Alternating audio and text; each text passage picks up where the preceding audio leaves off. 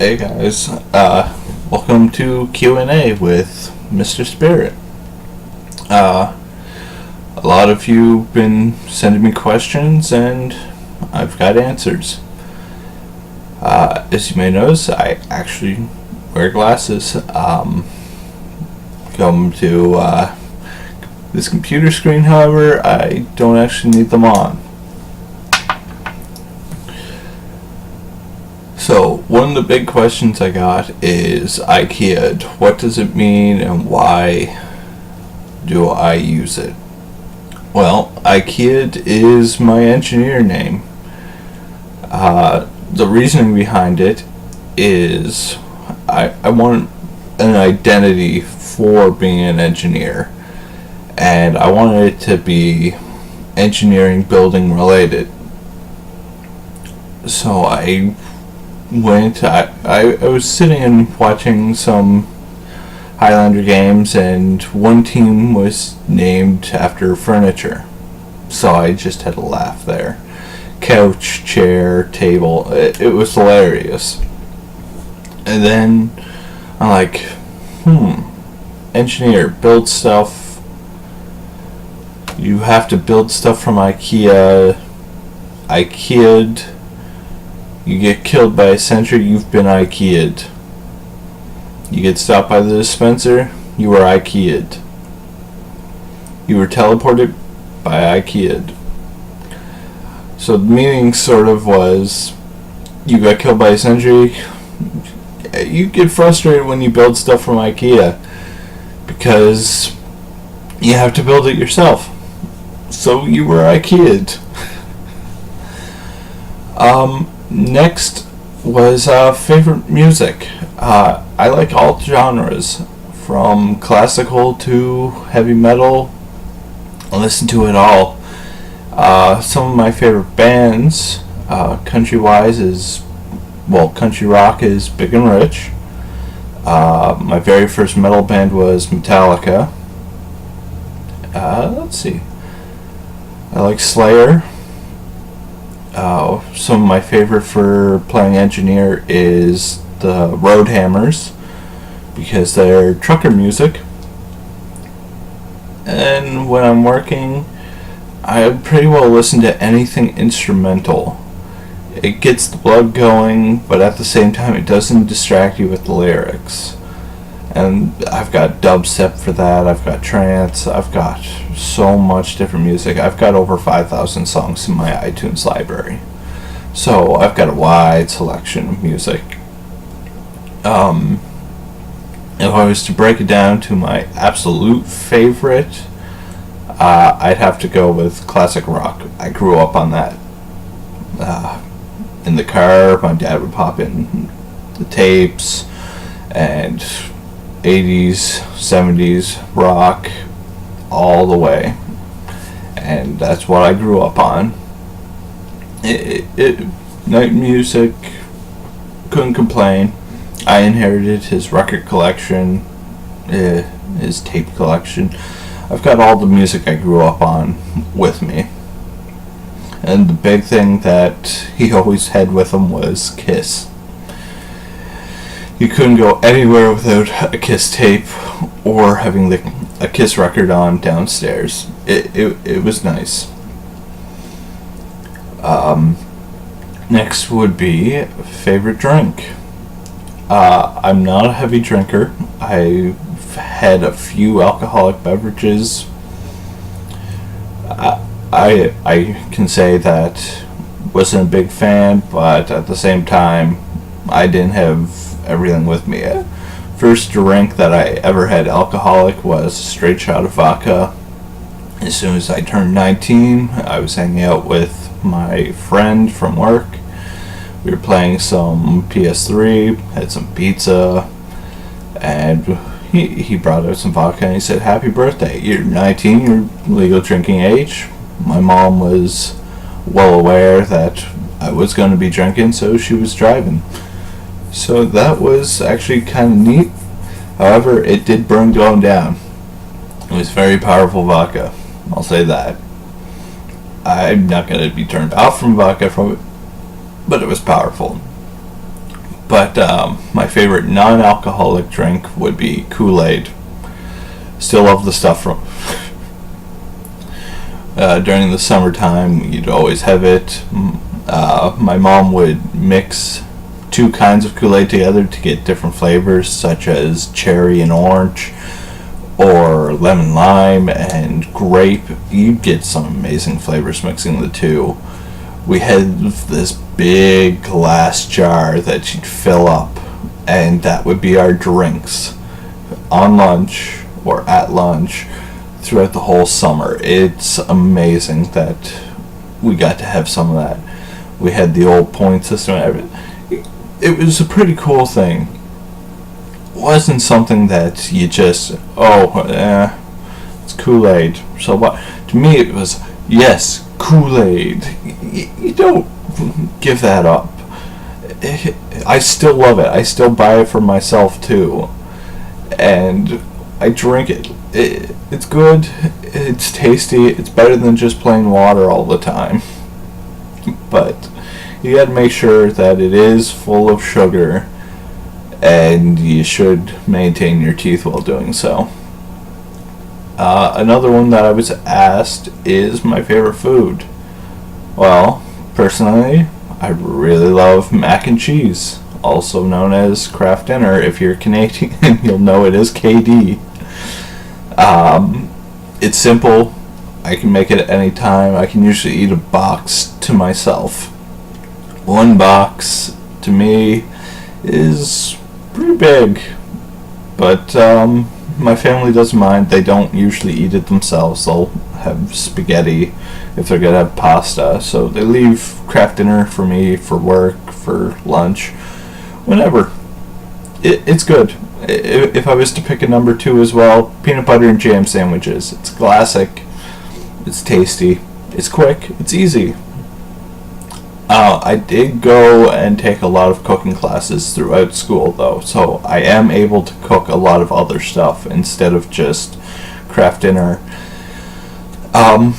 If it came down to a food that I can cook from scratch, it would be my southern gumbo. I love gumbo.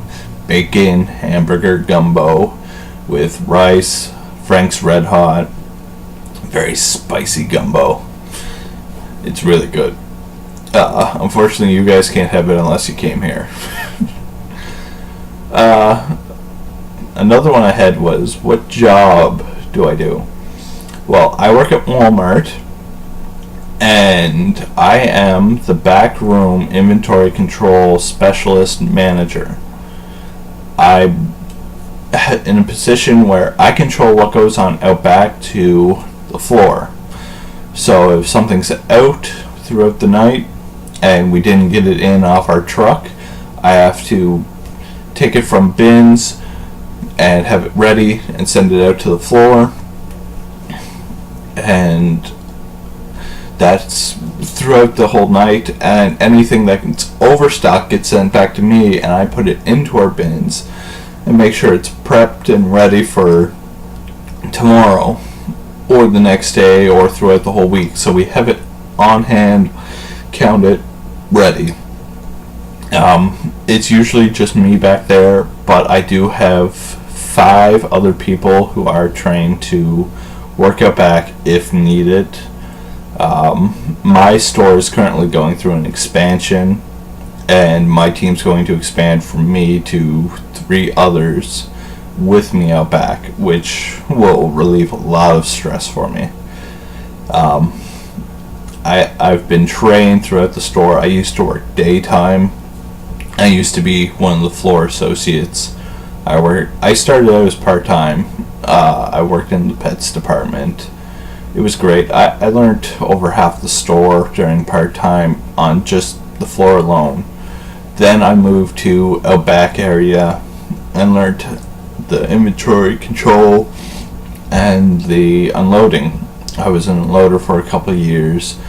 I didn't mind the hours whatsoever. It was great. I met a lot of friends just doing that job. I'm still friends with them today too. I play Magic with them. I've played World of Warcraft with them. It's pretty fun.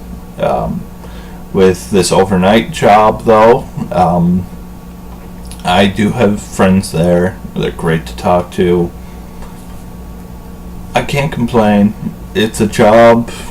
I was trained for something else, and, well, no jobs here unless I want to move like far away, and I don't have the money for that, and I definitely don't have the money to just skip out on student loan too.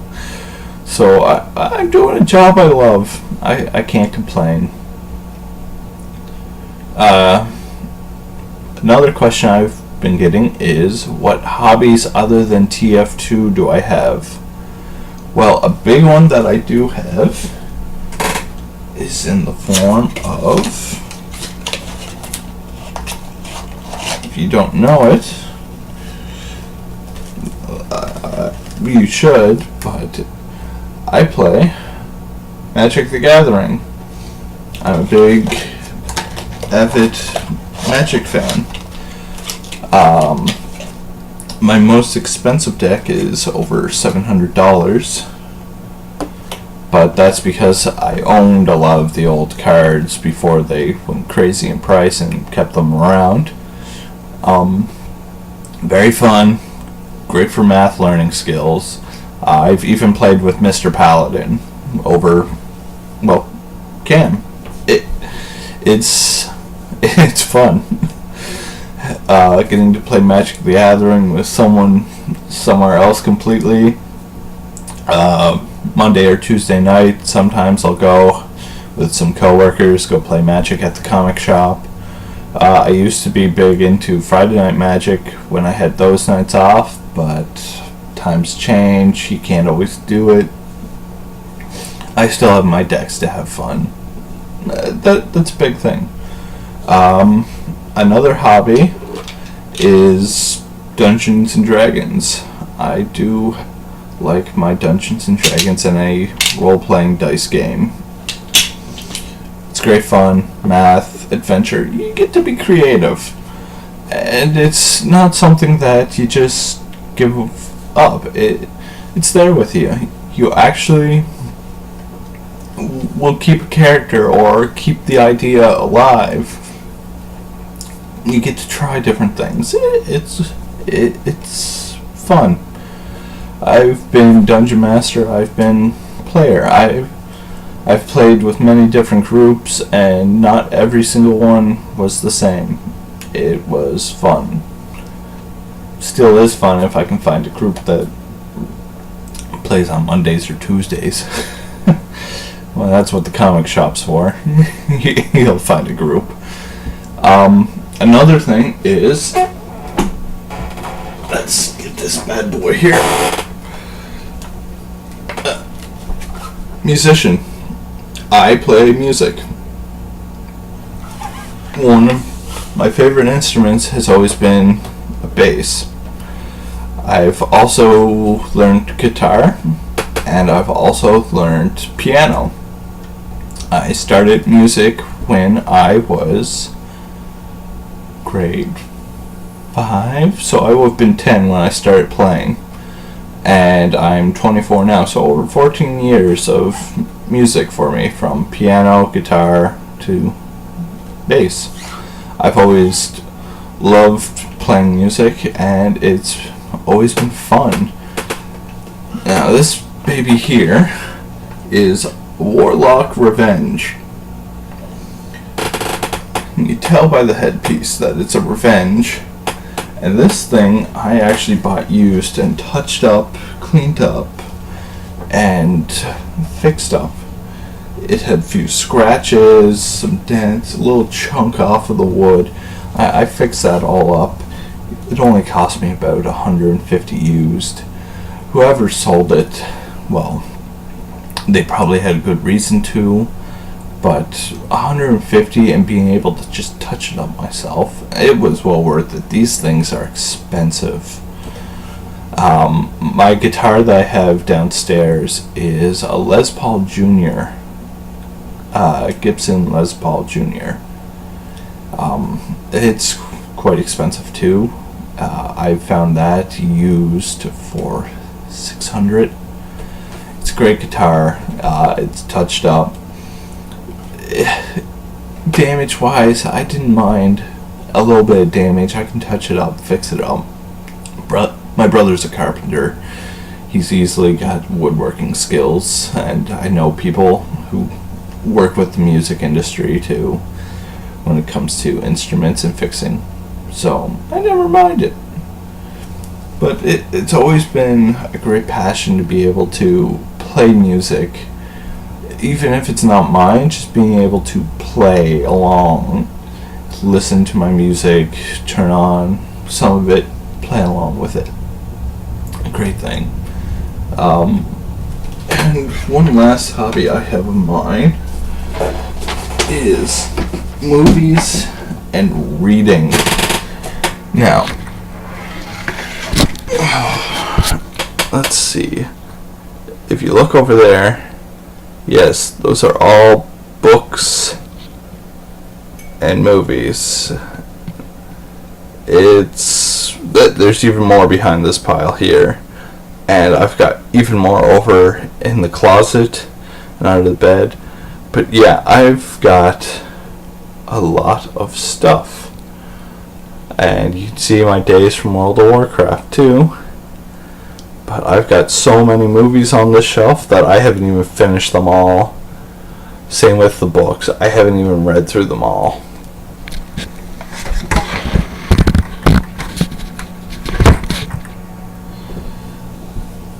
When it comes to reading any novel, graphic novel, manga, I love to read.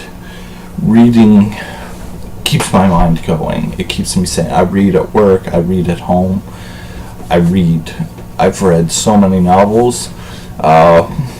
Growing up, throughout middle school, I read the complete Redwall series. Every single Redwall book by Brian Schock. A great author. If you haven't heard of Redwall or any of that series, I suggest picking up the book that got me going, which was also adapted into the TV series, and that would be Redwall. If you want to start from the very beginning, Martin the Warrior. However, you can start anywhere in the series. There's only 2 books that were coincided, and that was Redwall and Madame Mayo. You can also watch those. You'd probably find them online. I'm not sure where. They were great tales. If you like medieval, if you like fantasy, you'll like the Redwall series. It gets pretty violent.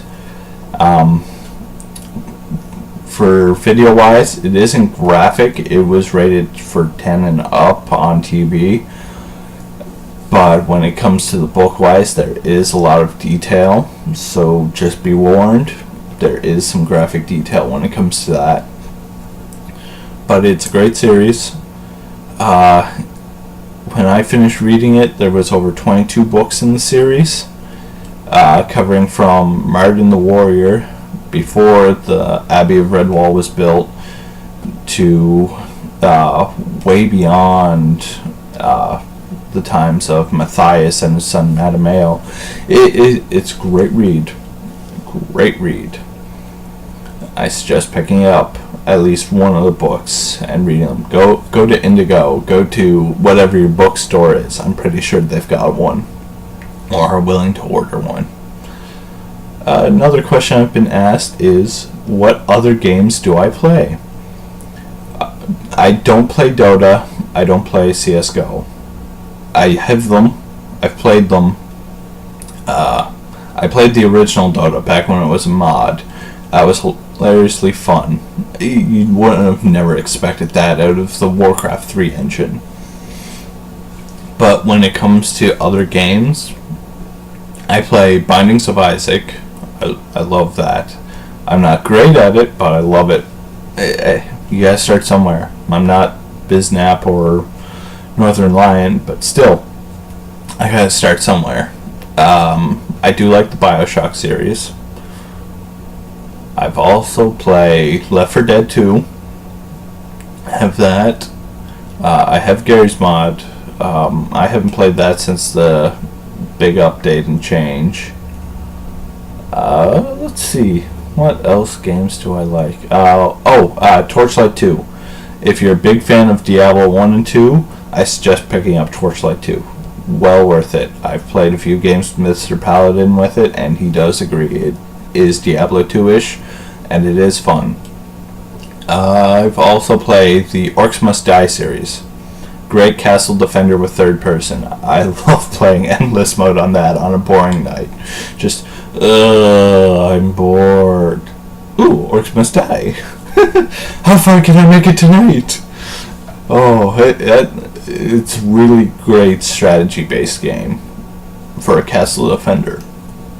Because you take part in the defending. It's not just traps here, soldiers here. It's, okay, I got tar here, I've got spikes here, arrows come from the ceiling, there's the swinging mace over there. Okay, are all the entrances covered where they can come in? If not, I gotta be there first. Okay, oh snap, they're coming from the ceiling with flyers. I gotta shoot those down. It's great fun. It gets hectic, especially when they bring in hobgoblin shamans that revive anything you've killed that hasn't been shattered or burnt to death. It is fun, and it's so hectic. Fighting 5 mountain trolls at once that regenerate health, you don't know how hard that can be. Really worth picking up. There is a lot of replayability to it. Now, there was one more game I played a lot of. My mind's blanking on it right now, but I do have other games that I do play. Now, another one that I got asked, it's sort of a tie-in between what equipment I use and that's my computer specs. I have a very powerful computer. Since it's really powerful, and some of the stuff just, you'd be confused with me saying it. So in the description, I'm going to have a little section that says computer specs. It's going to have all the information about my computer in the description. Once again, in the description is going to be the specs on my computer. Not my peripherals, the computer. So anything in that tower will be in the description. Now for peripherals I use, my mouse is a Razer Naga Epic. It's wireless and wired. This beauty cost me about $150. I got 12 buttons on the side, so it makes it great for a spy mouse. I used to use this during my World of Warcraft days too, and I'm probably going back for the new expansion Warlords, but I'll still be doing TF2. I've got friends who want me to come back and play for a bit with them. Understandable. They're my friends. I'm not going to just give up on them. This is one of my favorite mice that I have and had. I have a basic Windows 2 button mouse plus scroll wheel. It's wireless. It's there if I need it as a backup mouse when this battery dies. Wireless. I have a Razer Colossus mousepad, and that's so I don't go scrolling off my desk with my mouse. It's smooth, easy to clean. It was only $20. Well worth it. I do have a gamepad. It's a G22, and the name of it is G13. It's by Logitech. Programmable, customizable. Change the colors on it. It can tell you your RAM and CPU usage, date, time, all that. I use that for my movement as certain classes such as spy, soldier, demoman, anything where I gotta move a lot and erratically. My other form is a SteelSeries keyboard that was bought for me for a Christmas gift quite a few years ago. It has an interchangeable key set, so I can use a basic key set, or I can buy some other ones. The one it came with was a World of Warcraft one long ago. I think it's here somewhere. I've got so much stuff it's hard to keep track of sometimes. It's somewhere in my pile of computer stuff. I've got my headset. It's an Afterglow 5.1. It's also my microphone. Great investment if you want to play higher up TF2 or be very good at your surroundings. You can hear spy stabs, bicycle, footsteps, cloak sounds, sentries. You can hear a lot through these. It's worth an investment into a good pair of headphones. You don't need a big $300 pair. These were only $50. These were a minor investment for me because I work. I have a job. If you don't have a job but you're an artist, you can sell commissions for PayPal and then buy yourself a pair or something. That ask them for Christmas if you don't have a job. Maybe mom and dad will get you something nice, but you don't have to go out spending them. Using headphones in general can usually help you with your sounds in game. And my last peripheral is, well, this camera. It's a LifeCam HD camera that records up into 720p. So you get to see my lovely face with its beard, which is going to grow for No Shave November. And then, yeah, that's all my computer peripherals. I'm not going to count external hard drives because that's, well, I need something to record stuff onto. Now, let's move on to some of the bigger questions.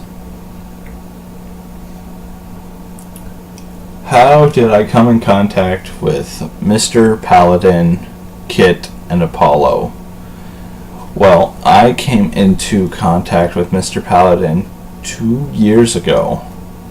That's right. Or a year and a half. It's nearly 2 years by now. You may remember me from his first dual-com video with YOLO when he was on Hightower. I killed him with a double crit black box. I was Spirit of Remembrance with a scorching soft cap. And then I joined his team and worked objective, played as a team, and I got YOLO's attention through it.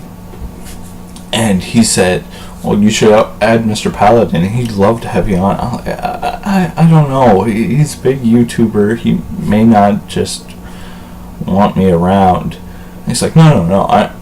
Adam, I'm talking to him right now. He liked you. You were playing objective. You were playing team. He'll add you to your friends list. So all right, now, if you say so. So I added him, and he loved it. Mr. Paladin loved that I worked objective. I worked team. I was doing what I should have been the whole time. On Hightower, on Gorge, on Barn Blitz. I did my job. I got to be friends with Mr. Paladin. That was a dream come true right there. And then I would manage just to be able to talk with him, and that there just really got me going. And then when I started recording and decided to get back into recording, because I had started recording back when I was in the Ace Fortress group. I recorded a couple videos and then stopped. I didn't want to record anymore. It wasn't worth it. Then getting to be friends with Mr. Paladin ignited that again, and when he said, do you want to do a dual footage video, dual commentary with me, I jumped at it. He's like, you go soldier, I'll go medic. We'll have a combo video like that. Like, that's amazing. I'd love to be in that video. And he's like, okay, we'll record a few days from today at such and such a time. And it's like, I'll be there. I'll record with you. And during the recording, before I had posted, before we even start recording, I'm like, I'll record my side as well. And he's like, that's a good idea, dual footage, people can see both sides. And it was amazing. I'll put an annotation somewhere here so you guys can see that video. That was an amazing time for me. And as you've seen, I've been working with him for nearly 2 years now as a friend and a YouTuber. We've worked together so much. It's fun, morning after morning, of just discussing, what do you want to do today? What do you want to do? It's not, oh, let's play TF2. It's, no, let's play Torchlight. Let's play Magic. Let's play Team Fortress. Let's do something wacky. It's fun. We sort of build off of each other too. He was great. Now with Kit, I came across Kit back when there was a big group of us in Mr. Paladin's group that always be in his games. Spec Deck, Yoshibu, Wonder, Flama, and there was Kit. Kit didn't talk much, and he always played Spy too, and he'd either be against me or with me, but we played Spy quite a lot. And that's sort of how I got to know Kit, was, hey, you're pretty good as a spy, I'm gonna add you, let's talk some strats over. And from there I found out his love for art, his engineering. A great guy. I love chatting with Kit too. He does my title card, and it's pretty good. I still have Kit on my friends list, still love chatting with him, still love coming up and seeing more art.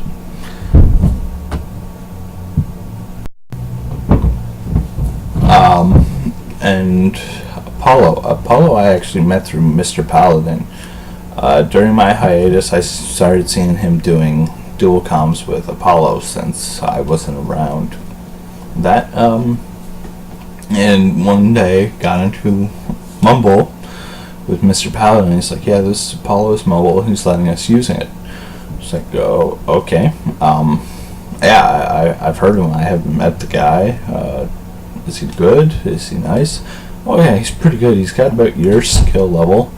Likes competitive. He's especially loves sniper. That so okay. It's like, well, I'm playing some TF2. Come join me. It's like, yeah, I'll be in.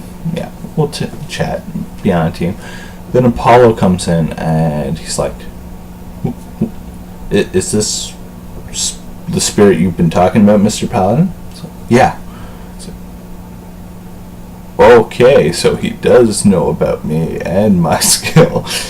And right there, just started off a good friendship too, because Apollo loves sniping against me, sniper v sniper, and he finds it challenging, but he's also learned to love engineer from me too. So I can't blame him, because I've also ignited my love of soldier off of him. We sort of bring out each other. They're great guys. The three of them are great. YOLO, he's a great friend too. There's so many of them from the community group. They're all great people.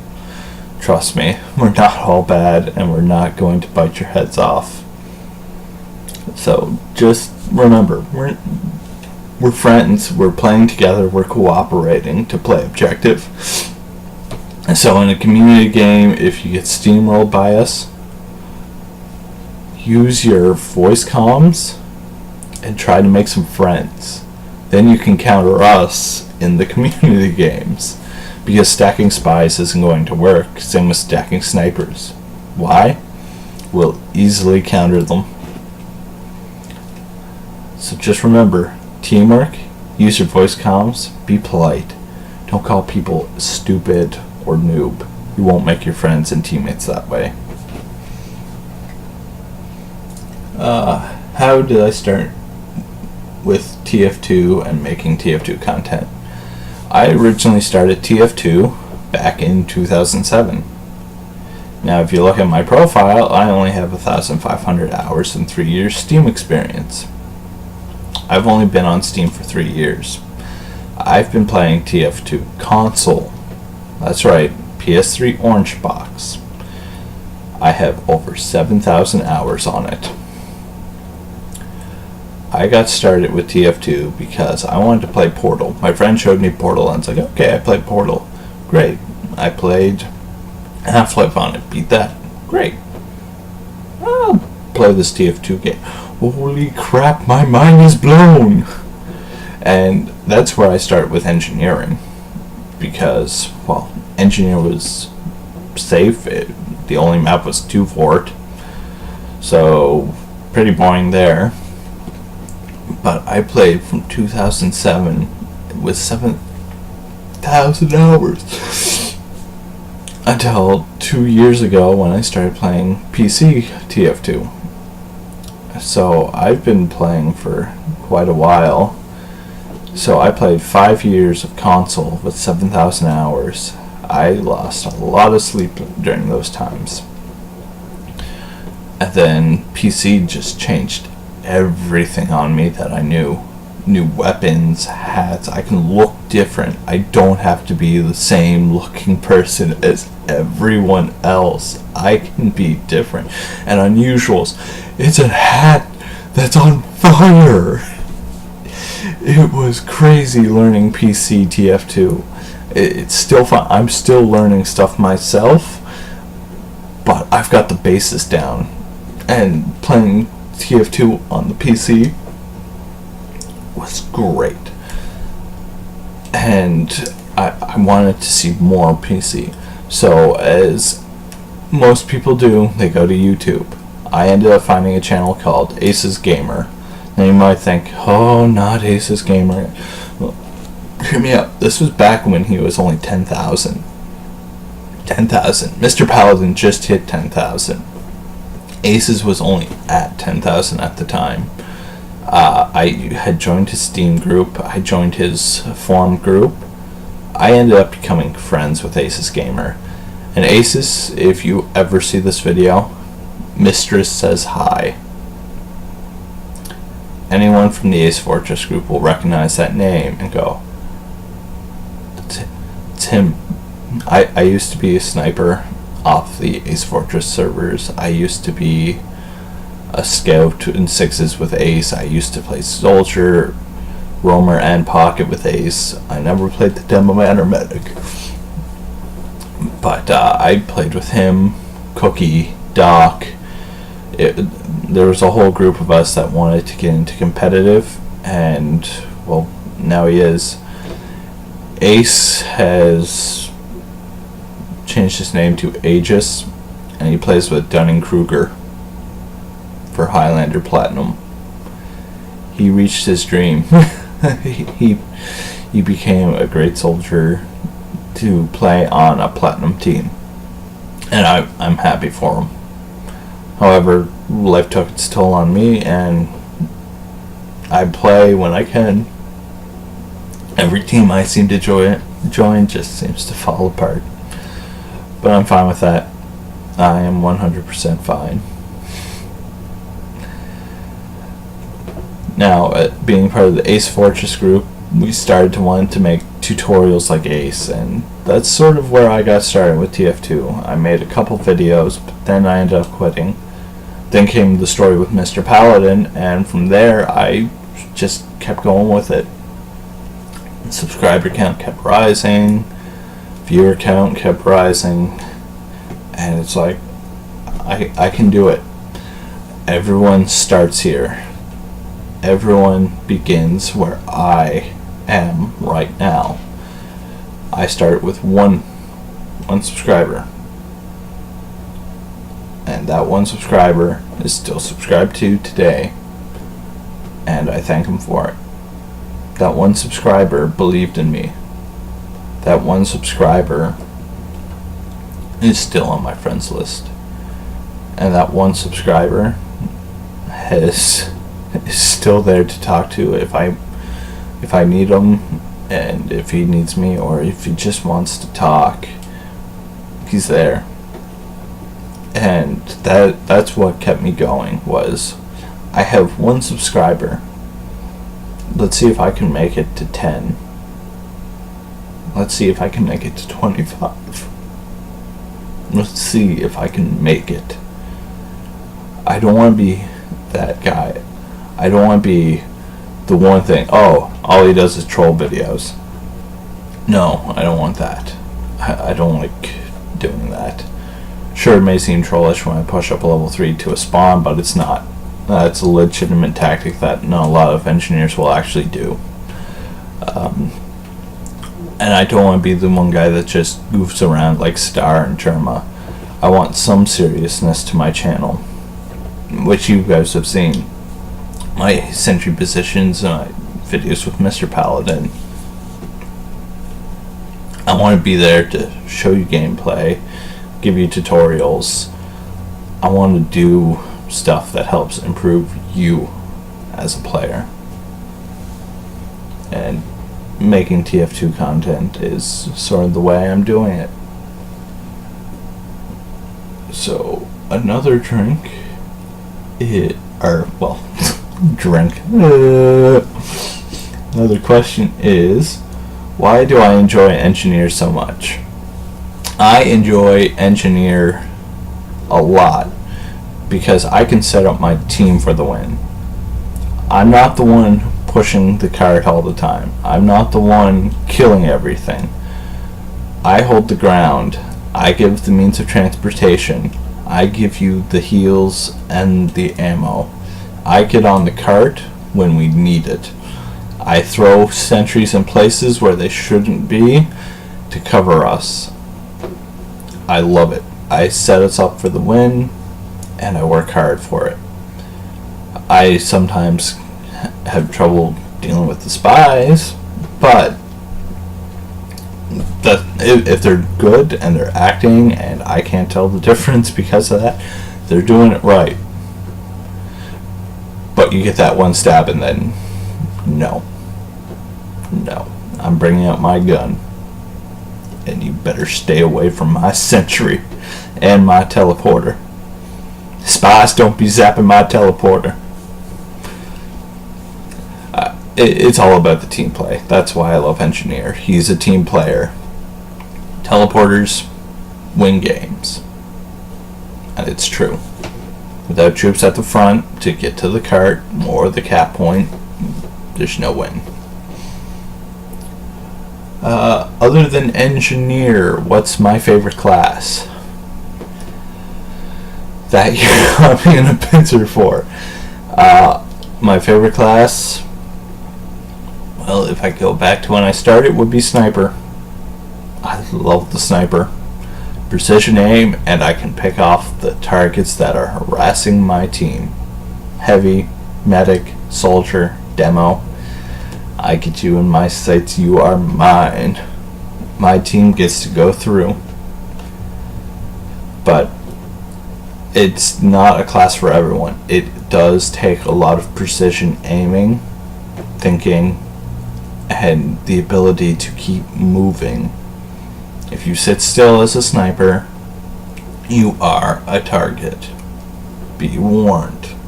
You are a target. What's the worst combo for Engineer and why? There are a lot of bad combos, but one of the worst ones I've seen is Widowmaker, Short Circuit, Gunslinger. Reasoning is, you have 6 shots fully with a full Widowmaker. 180 to 200 metal gives you 6 shots. Putting down a mini sentry removes half that. So now you have 3 shots. If you need to remove stickies or pipes coming towards you, 35 metal for each one zap. You now have 0 shotgun shots. You are not getting your metal back. You have to retreat, go pick up more metal, then you can continue fighting. It's a metal hog. I would never use it. It may seem like a good idea. It really isn't. Especially if you need to get a teleport or a dispenser up or repair it and you're out of metal and you can't fight the class back attacking you except by running into his face. Not worth using. There's a lot more, but I'll probably save those for another video too.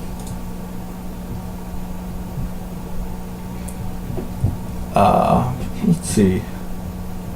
If I could change anything at TF2 and why. Random criticals and the damage output.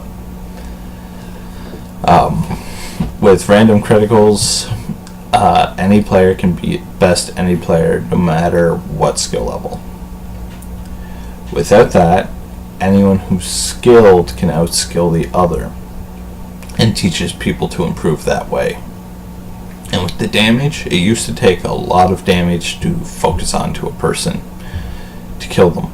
Now, anyone who's got good aim and skill can just go off on their own and kill pretty well any other class.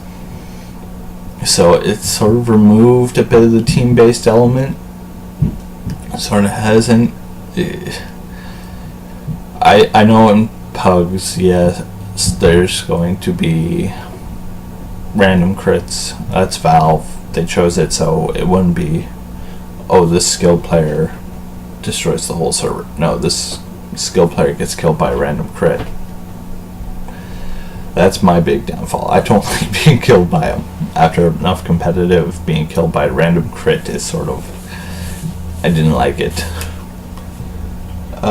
Most fave, least fave, and most fun weapon.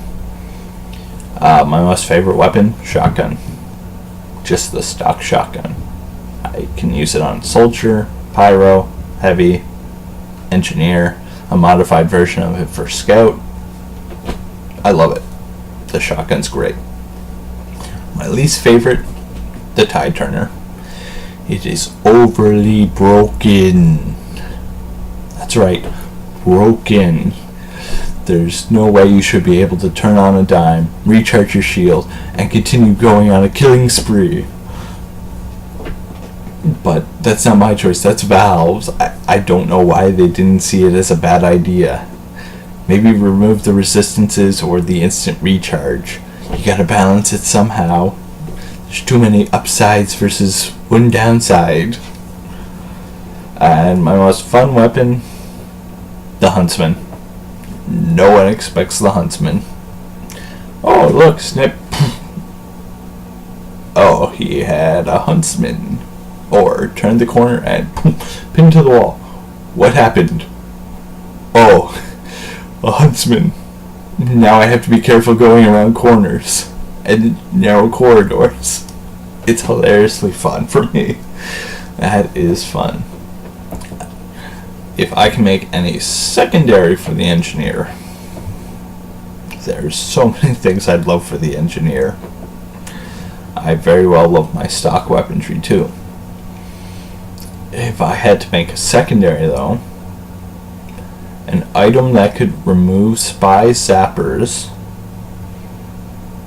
or set a trap so if a spy places a zapper it does something to him. Oh, something like a freeze trap keeps them in place for a couple seconds so people can go, oh, there's the spy, but have a long charge timer on it too. So a spy sets it off. He has about 30 seconds before you can redo it again. Or even if it's a flame trap, it lights him on fire, removes his disguise. So that way, you don't have to get into a zapper battle. You remove the zapper and the gun will turn on him, making him panic. Because he's on fire and a sentry gun's going to be going around chasing him. That would be a good one too. So yeah, there's quite a bit I'd like to add for engineered, be it secondary, primary, or a wrench. And I think that's all for questions.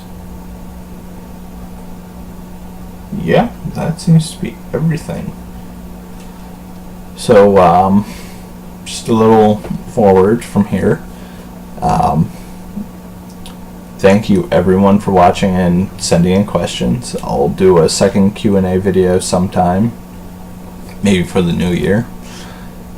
And join the Steam group and communicate with every other member that joins it. I swear, you'll have fun in the Steam group. For people trying to add me as a friend, I am sorry. I don't like adding random people. I'm like Mr. Paladin. If you play good, if you do good, and you work as a team member, I'll add you. And even if you die 50 times, if all you've been doing is pushing that cart or keeping the medic alive, you get at it. If you don't show any of that, nope. Don't like it. Yeah, and check out some of the older videos too. You may like some of them. I am working on advanced tutorials. The 102 series will be brought back. I will revive the 101 series with updated information. Since I have evolved more as a player and so has the game, I will update 101 with a revised edition. And on top of it, there's going to be more engineer videos in the future, and not just sentry placement. I'll talk about nest building, teleporters, and key elements to being a good engineer to help your team win games. So thanks for watching. Let's build something in the next one.